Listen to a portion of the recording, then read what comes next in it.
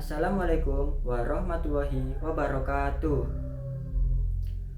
Para rawuh ingkang kinurmatan, Ibu guru lan kanca-kanca sedaya ingkang kula tresnani, puji syukur kita aturaken dumateng Gusti Allah Subhanahu wa taala.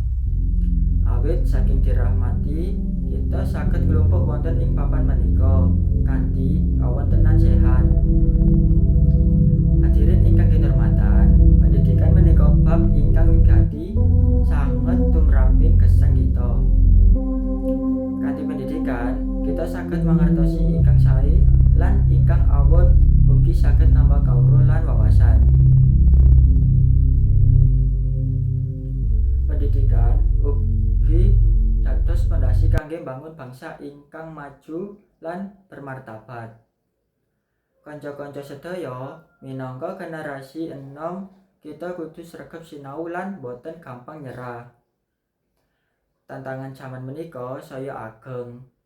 Mula kita kudu nyiapaken diri kanthi ilmu pengetahuan lan budi pekerti ingkang luhur.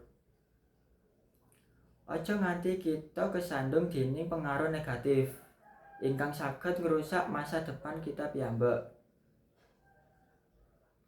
Mekaten pidato saking kula, mugi saged paringi manfaat tumrap kita sedaya.